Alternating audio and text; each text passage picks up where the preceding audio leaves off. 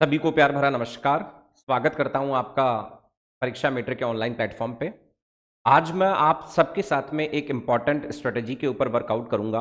कुछ एस्पिरेंट्स के मेरे पास कॉल भी आए, कुछ एस्पिरेंट्स के साथ बातें हुई, तो सभी चाह रहे थे सर अब क्या स्ट्रेटजी होनी चाहिए, किस तरह से हमें रिवीजन करना है ताकि हम अपनी पढ़ाई को नए आयाम दे सकें और ये जो असिस्टेंट इंजीनियर मेंस एग्जामिनेशन 2024 है उसके उसमें हम सेलेक्ट हो सकें।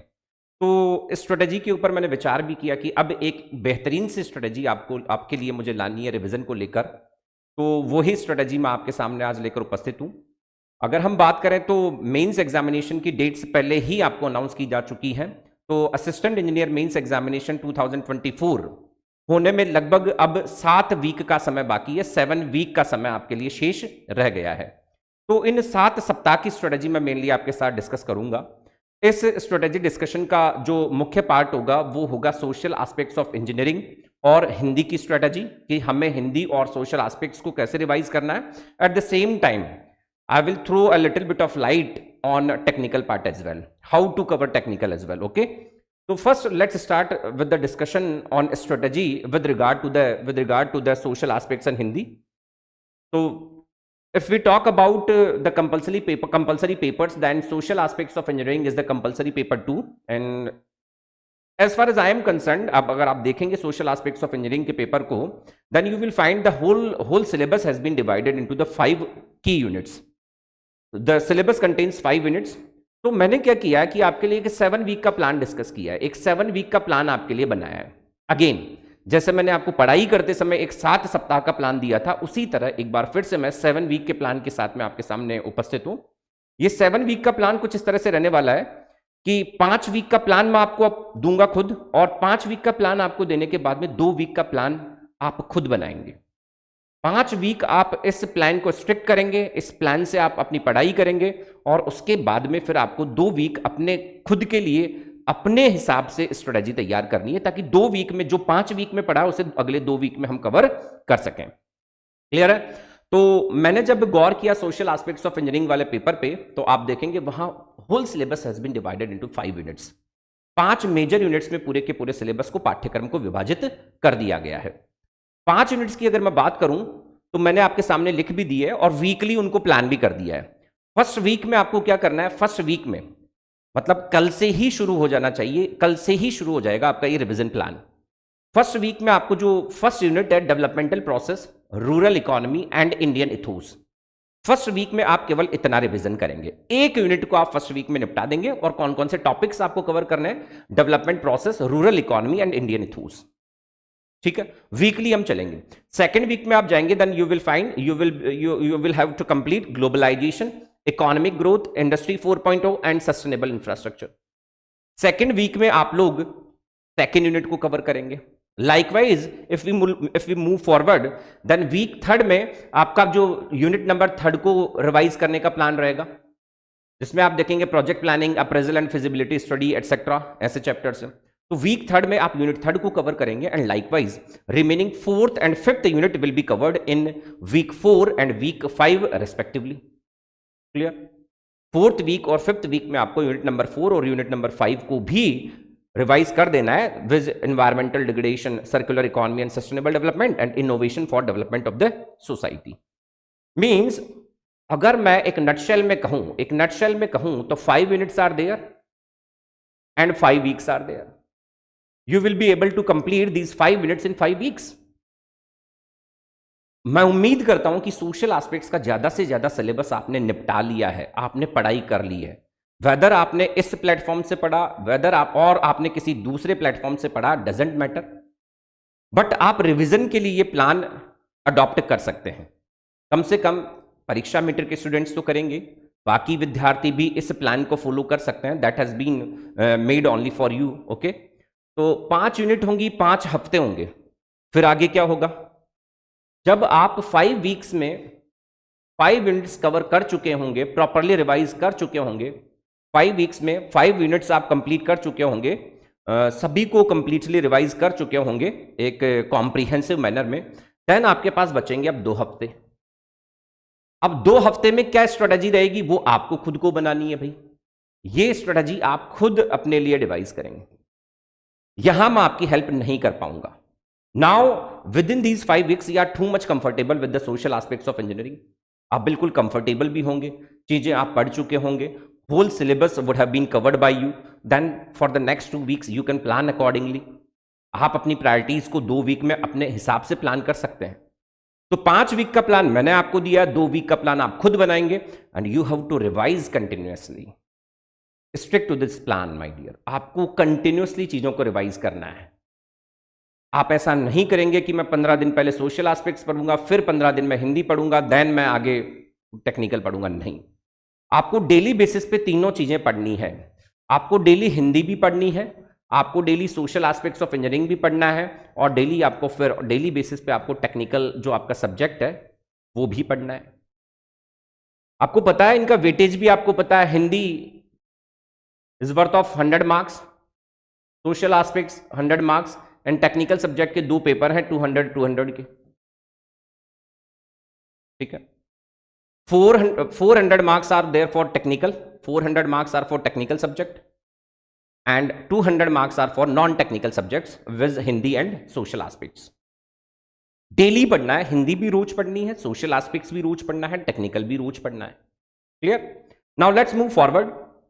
सोशल एस्पेक्ट्स की स्ट्रेटेजी मैंने आपको बताई है, एक नटशेल में मैंने आपके साथ डिस्कस किया, ब्रीफली मैंने आपके साथ डिस्कस किया। Let's move forward. आगे बढ़े तो हिंदी को लेकर बड़ी असमंजस में है अभी भी विद्यार्थी, किस तरह से हिंदी को रिवाइज करें सर, क्या प्लानिंग करें हिंदी को लेकर। तो हिंदी के लिए भी एक बेहतरीन प्लान मैं आपके साथ लेकर उपस्थित हूं। क्या प्लान होना चाहिए, वही हिंदी के लिए भी मैंने 5 वीक का एक प्लान डिवाइस किया है। 5 वीक का एक प्लान मैं आपके साथ लेके आया हूं, 5 वीक प्लान मैं आपके साथ लेके आया हूं। Then 2 weeks will be there for you only. 2 हफ्ते की प्लानिंग आप खुद करेंगे। क्लियर है? Let's move forward with the planning. क्या है प्लान? वीक फर्स्ट जो होगा उसमें आप संधि पढ़िए, और जब संधि पढ़ते हैं संधि के साथ साथ में उपसर्ग और प्रत्यय हो जाते हैं, तो संधि के साथ आप क्लब कर सकते हैं उपसर्ग और प्रत्यय को। और एक टॉपिक आप एटलीस्ट संक्षिप्तीकरण का करिए 1 वीक में। आप 3 से 4 संक्षिप्तीकरण के लिखिए प्रारूप लेखन में, और कम से कम 3 निबंध पढ़ेंगे आप, कम से कम 3 निबंध पढ़ेंगे। परीक्षा मीटर द्वारा आपको लगभग 25 निबंध बहुत जल्दी प्रोवाइड करवा दिए जाएंगे। 25 निबंध आपको प्रोवाइड करवा दिए जाएंगे बहुत जल्द। परीक्षा मीटर द्वारा 25 निबंध आपको दे दिए जाएंगे। मैं आपसे उम्मीद करता हूं कि प्रति सप्ताह आप कम से कम 3 निबंध पढ़ें और लिखने की प्रैक्टिस करें। पढ़ना तो पड़ेगा, याद भी करना पड़ेगा, और लिखने की प्रैक्टिस भी करनी पड़ेगी। तो 3 निबंध आपको डेली बेसिस के ऊपर, डेली बेसिस पे नहीं सॉरी, वीकली बेसिस के ऊपर आपको 3 निबंध एटलीस्ट तैयार करने। इस तरह से हम देखेंगे तो हमारे पास 7 वीक होंगे और लगभग अपन 21 निबंध तैयार कर चुके होंगे। यस और नो? तो आपको क्या करना है, ये स्ट्रेटजी फॉलो करनी है। आप फर्स्ट वीक में संधि उपसर्ग प्रत्यय को रिवाइज करें, और संक्षिप्तीकरण प्रारूप लेखन का एक टॉपिक ले संक्षिप्तीकरण, उसके ऊपर प्रैक्टिस करें, एंड देन 3 निबंध की प्रैक्टिस करें आप। जब अपन सप्ताह 2 में जाएंगे, है ना, वीक 2 की बात करें, तो विलोम शब्द आपको करने हैं। विलोम शब्द के साथ पर्यायवाची शब्द करिए, और एक प्रारूप लेखन का टॉपिक करिए वृद्धिकरण। एटलीस्ट एक प्रारूप लेखन का टॉपिक वृद्धिकरण करिए। कॉम्प्रिहेंसिवली पढ़ाई करनी है, नो डाउट। और 3 निबंध की प्रैक्टिस आपको वीक 2 में भी करनी है।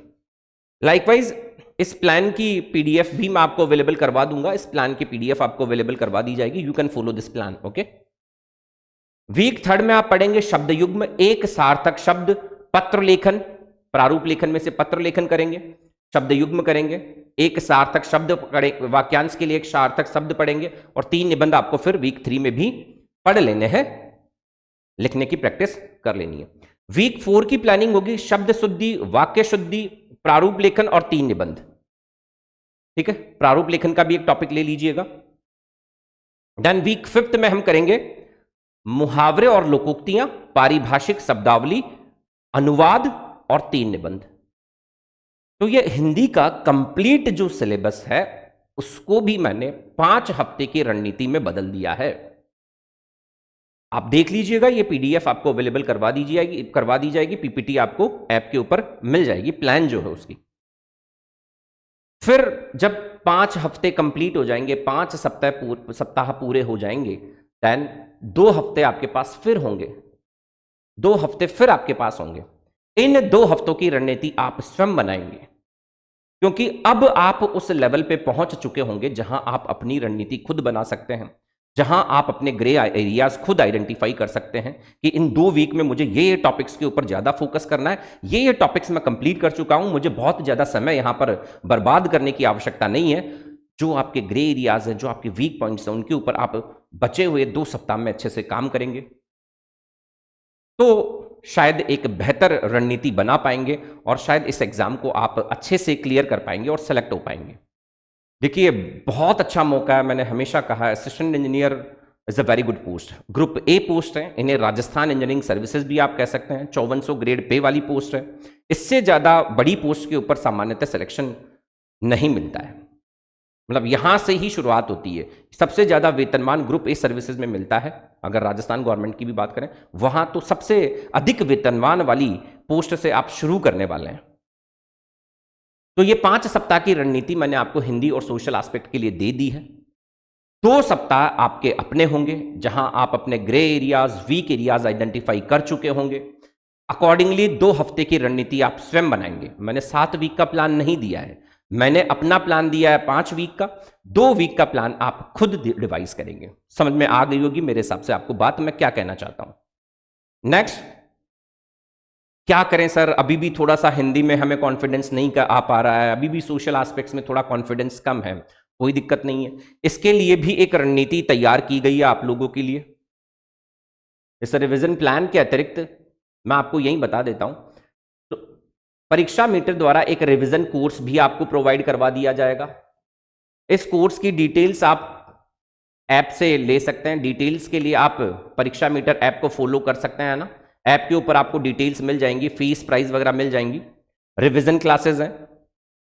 आप देखिए, हिंदी एक बार आप जिन विद्यार्थियों ने पीसी सर से हिंदी पढ़ ली, उन्हें तो पता है कैसी हिंदी उन्होंने पढ़ाई है। तो परीक्षा मित्र के जो स्टूडेंट्स जो अभी जुड़े हुए हैं परीक्षा मित्र के साथ, वो अगर कोई डाउट आता है तो वो पुनः जितने भी वीडियोस हैं उन्हें 1.5 की स्पीड में या 2 की स्पीड में देख सकते हैं रिवीजन करने के लिए। और जो विद्यार्थी अब तक भी परीक्षा मीटर से नहीं जुड़े हैं, जिन्हें कॉन्फिडेंस नहीं आ पा रहा है हिंदी में, वे लोग अभी भी परीक्षा मीटर के साथ जुड़ के इस 1.5 माह में अपनी तैयारी को एक नया आयाम दे सकते हैं और अपना सिलेक्शन भी सुनिश्चित कर सकते हैं। तो ये रिवीजन प्लान या रिवीजन कोर्स परीक्षा मीटर के द्वारा लॉन्च कर दिया गया है। जल्दी से जल्दी आप लोग जुड़कर इसका फायदा उठा सकते हैं। और रिवीजन कोर्स की एक विशेषता होगी my dear students, revision course को आप कभी भी 1.5 या 2 की स्पीड से कम में ना देखें। 1.5 या 2 की स्पीड में ही आपको रिवीजन कोर्स को देखना है, ठीक है। प्राइस वगैरह आपको ऐप के ऊपर डिस्प्ले कर दी गई है, कोई दिक्कत वाली बात नहीं है। आप लोग आइए, जुड़िए और पढ़िए, मेहनत करिए, वहीं से आप नोट्स भी बना सकते हैं। दूसरा, सोशल एस्पेक्ट्स की जहां तक बात की जाए, सोशल एस्पेक्ट्स ऑफ इंजीनियरिंग की अगर बात करें, आपको पता है मेरे द्वारा कवर करवाया गया पूरा का पूरा सिलेबस। तो सोशल एस्पेक्ट्स की अगर बात करें तो एक बहुत कंसाइज सा, जिसे मैं कॉम्प्रिहेंसिव भी कहता हूं, एक ब्रीफ सा एक कंटेंट मैंने देने की कोशिश की है स्टूडेंट्स को। तो आप अपनी स्ट्रेटेजी ये बनाइए कि जितने भी टॉपिक्स हैं उन टॉपिक्स में एटलीस्ट 100 वर्ड्स आप लिख सकें। कम से कम इतना तो रखिए कि हर टॉपिक में 100 वर्ड्स लिख सकें। हर टॉपिक में आप खुद फ्रेम करें, जैसे पॉवर्टी है, इसमें क्या क्या क्वेश्चन बन सकता है, क्या मीनिंग है पॉवर्टी का, क्या कॉजेज हो सकते हैं, क्या गवर्नमेंट के द्वारा प्रयास किए जा रहे हैं। तो आप खुद डिवाइस करने की कोशिश करें कि एक पर्टिकुलर टॉपिक से किस तरह के प्रश्न पूछे जा सकते हैं और अकॉर्डिंगली आप रिवीजन करें, अकॉर्डिंगली आप नोट्स मेकिंग करें। नोट्स मेकिंग तो मैं नहीं कहता, अब आपके पास नोट्स मेकिंग के लिए समय बचा है। आपने जो भी नोट्स प्रेफर किए हैं, फॉलो किए हैं, उन्हीं नोट्स को फॉलो करें, प्रेफर करें। और थोड़ा सा चीजों को अगर आप और बेहतर करना चाहते हैं तो मेरे रिकॉर्डेड वीडियोस आपको मिल जाएंगे, रिकॉर्डेड वीडियोस आपको मिल जाएंगे और रिकॉर्डेड वीडियोस वही रिवीजन जो मॉड्यूल हमने लॉन्च किया उसका पार्ट है। तो ये रिवीजन मॉड्यूल जो हमने लॉन्च किया, रिवीजन कोर्स जो परीक्षा मीटर के द्वारा लॉन्च किया गया है, उसमें सोशल एस्पेक्ट्स ऑफ इंजीनियरिंग और हिंदी दोनों आपको रिकॉर्डेड फॉर्मेट में अवेलेबल होंगी। आप लोग पढ़िए और रिवाइज कीजिए अच्छे से। इसके अतिरिक्त मैं आप लोगों के साथ एक और कमिटमेंट करना चाहूंगा, जो संभवतः परीक्षा मीटर के स्टूडेंट्स के साथ मैंने किया था शुरू से ही। 6 तारीख से 6 फरवरी 6 तारीख से मैंने आपको कहा था आपके आंसर राइटिंग सेशन शुरू हो जाएंगे। 6 तारीख से मैं आंसर राइटिंग सेशंस लूंगा। आंसर राइटिंग सेशंस हम करने वाले हैं 6 तारीख से। कोशिश करूंगा कि मैं वीकली 1 या 2 आंसर राइटिंग सेशन आपको दे दूं। कोशिश करूंगा कि मैं वीकली 1 या 2 आंसर राइटिंग सेशन आपको दे दूं। मे बी हम 5 से 10 के बीच में आंसर राइटिंग सेशंस तो करेंगे।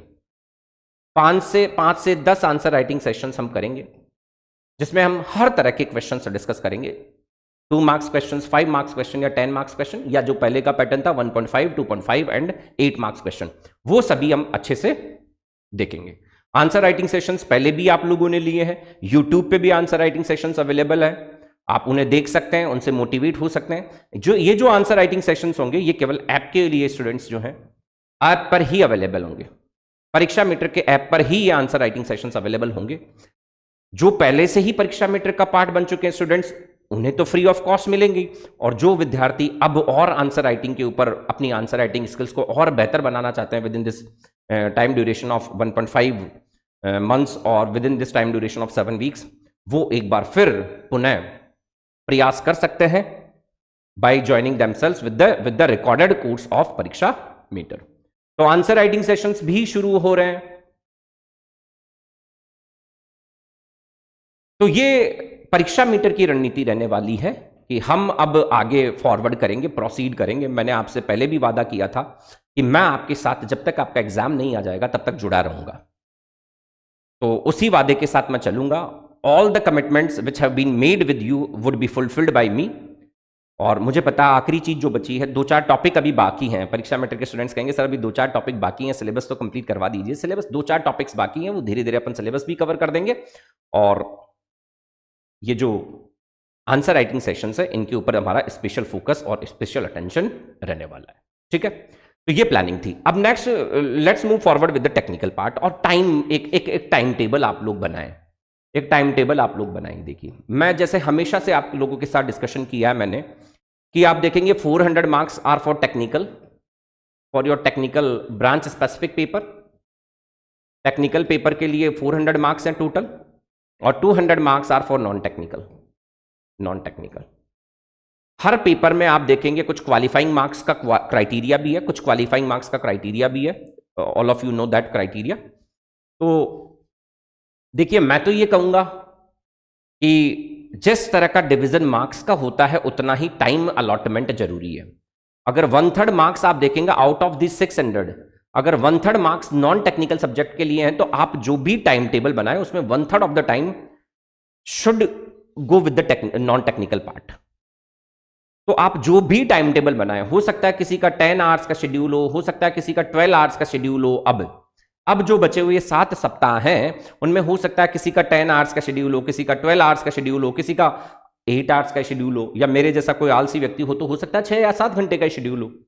हर तरह के व्यक्ति मार्केट में मौजूद हैं। तो आपको क्या करना है, जो भी शेड्यूल बनाए उसमें से जो भी टाइम टेबल आप बनाएं, जितने आवर्स का टाइम टेबल आपका है उस टाइम टेबल में से 1/3 ऑफ द टाइम आप नॉन टेक्निकल सब्जेक्ट्स के लिए देंगे। अगर 9 आवर्स का आपका, जैसे मैंने बताया 9 आवर्स का अगर आपका टाइम टेबल है, तो आप 1/3 ऑफ 9 दैट इज 3 आवर्स आप नॉन टेक्निकल को देंगे ही देंगे, जिसमें आप जहां ज्यादा, जैसे जैसे आप जिसको जो हिंदी में अच्छा कंफर्टेबल फील कर रहा है वो हिंदी को 1 घंटा दे दे, सोशल एस्पेक्ट्स को 2 दे दीजिए। जो सोशल एस्पेक्ट्स में अब अच्छा फील कर रहा है वो सोशल एस्पेक्ट्स को 1 घंटा दे दे, हिंदी को 2 घंटे दे दीजिए। दोनों को 1.5 घंटे भी दिए जा सकते हैं, 1.25-2 घंटे भी दिए जा सकते हैं, 3 के बजाय 3.5 घंटे भी आप स्पेंड कर सकते हैं नॉन टेक्निकल सब्जेक्ट्स के ऊपर। तो अकॉर्डिंगली जो टाइम टेबल आपने बनाया है उसके हिसाब से ही आप अब प्रैक्टिस कीजिए। अब देखिए, वो समय आ गया है कि जहां हमें एक स्ट्रिक्ट टाइम टेबल भी बनाना पड़ेगा और उस टाइम टेबल को स्ट्रिक्टली फॉलो भी करना पड़ेगा।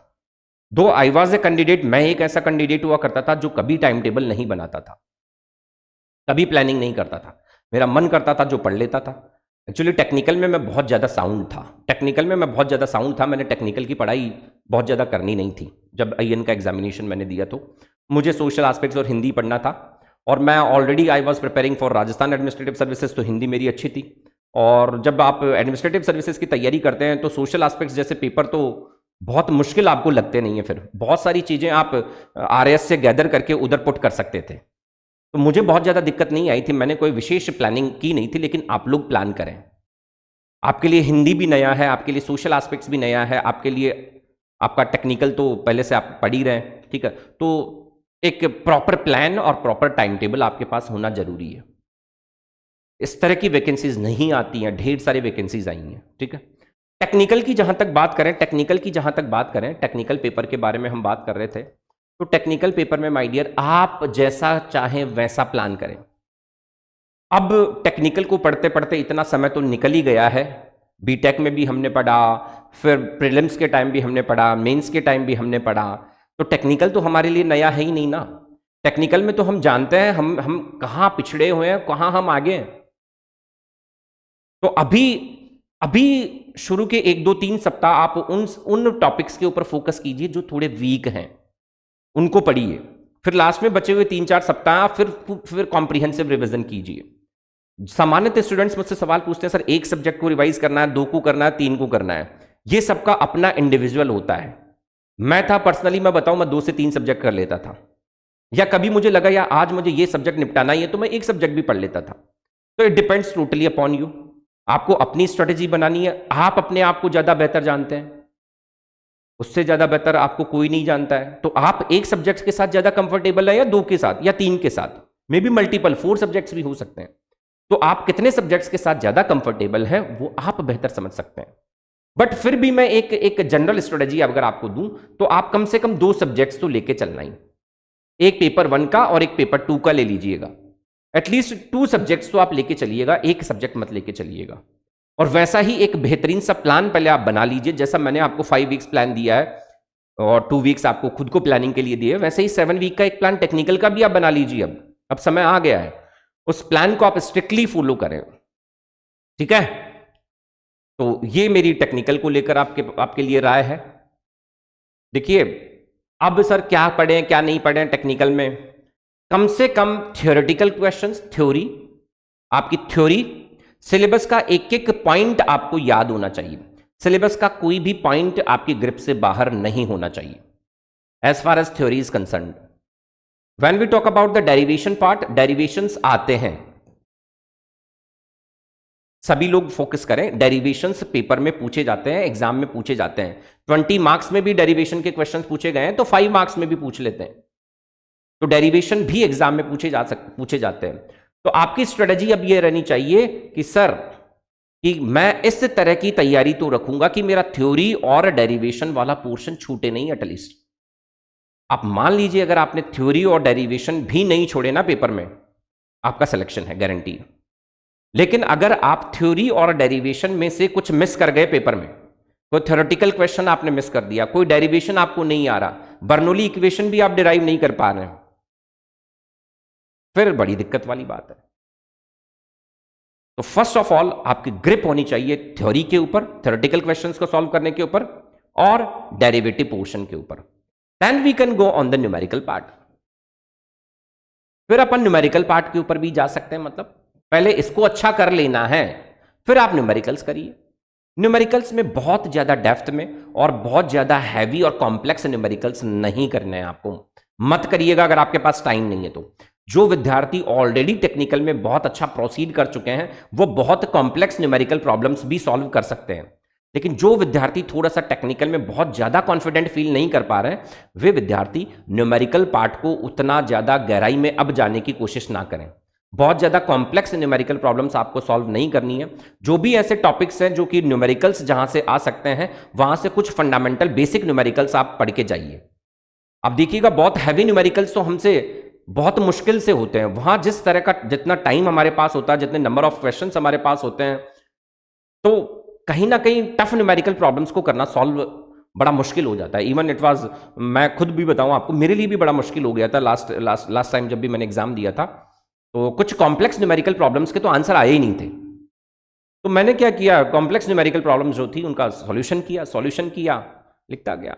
आंसर मुझे पता है मेरे सही नहीं आ पाए थे, कुछ न्यूमेरिकल्स ऐसे थे, क्योंकि कॉम्प्लेक्स न्यूमेरिकल प्रॉब्लम्स को सॉल्व करना वाकई में बड़ा मुश्किल हो जाता है with in that duration of 3 hours. और फिर घर पे बैठ के करना तो बड़ा आसान है, जब आप वो ड्यूरेशन आपके पास होता है, जब आपके ऊपर एग्जाम का प्रेशर होता है, तो कहीं ना कहीं बड़ा मुश्किल हो जाता है उन कॉम्प्लेक्स न्यूमेरिकल प्रॉब्लम्स को सॉल्व करना। तो ज्यादा कॉम्प्लेक्स न्यूमेरिकल प्रॉब्लम्स के ऊपर आप ध्यान नहीं दें। अगर आपने इंजीनियरिंग सर्विसेज की प्रॉब्लम्स पहले से सॉल्व कर ली हैं, जिन्होंने इंजीनियरिंग सर्विसेज एग्जामिनेशन की प्रीवियस ईयर प्रॉब्लम सॉल्व कर ली है, दैट वेल एंड गुड, उसके बियॉन्ड आपको कुछ करने की रिक्वायरमेंट नहीं की है। अब कुछ मेरे जैसे स्टूडेंट्स, फिर मैं बता रहा हूं, जिन्होंने इंजीनियरिंग सर्विसेज की पीवाईक्यू सॉल्व नहीं किए हैं, क्या उन्हें करने चाहिए क्या? इफ दे हैव टाइम, अगर आपका ये अच्छे से कवर्ड है, आपके पास टाइम है, then you can go for engineering services examination PYQs. Otherwise don't go for engineering services examination PYQs. अगर आपने अब तक न्यूमेरिकल पार्ट के ऊपर काम नहीं किया है, then it will demotivate you when you will pick up a problem of engineering services examination. It will be too much difficult, it will be too complex for you, then it will be demotivating for you. तो rather than motivating yourself, please don't demotivate yourself. Motivate करिए अपने आप को। तो focus ही होना चाहिए, sir theory अच्छे से कर लेता हूं, डेरिवेशन अच्छे से कर लेता हूं, छोड़ूंगा नहीं कुछ भी, थ्योरी और डेरिवेशन में नहीं छोड़ूंगा। न्यूमेरिकल आएगा, कैलकुलेशन कर रहा हूं, बैठती है कैलकुलेशन तो ठीक है, एटलीस्ट मुझे प्रोसीजर पता होना चाहिए, how to solve the numerical problem. Procedure के मार्क्स मिलते हैं आपको, स्टेप्स के मार्क्स आपको मिलते हैं। तो ये स्ट्रेटजी आप फॉलो कर सकते हैं as far as your technical part is concern. दोनों तरीके से मैंने बात कर ली, अच्छा है तो क्या करना है, बहुत अच्छा नहीं है तो क्या करना है, टेक्निकल में ये स्ट्रेटजी भी डिस्कस कर ली है। तो अब जाते जाते मैं आपको फिर एक बार बता रहा हूं कि परीक्षा मीटर के ऊपर, परीक्षा मीटर पे आपको रिकॉर्डेड फॉर्मेट में कोर्स अवेलेबल करवा दिया गया है। रिकॉर्डेड कोर्स अवेलेबल हो जाएगा। जो विद्यार्थी लाभान्वित होना चाहते हैं इस रिकॉर्डेड प्रोग्राम से, वो अवश्य ही लाभान्वित हों। और आपको मैं आईएन मेंस एग्जामिनेशन के लिए, आईएन मेंस एग्जामिनेशन के लिए जो कि मार्च में शेड्यूल है, इस आईएन मेंस एग्जामिनेशन के लिए आपको बहुत बहुत शुभकामनाएं प्रेषित करता हूं कि आप सभी लोग इस परीक्षा में चयनित होकर अपने अच्छे भविष्य को लेकर आशान्वित हो सकते हैं।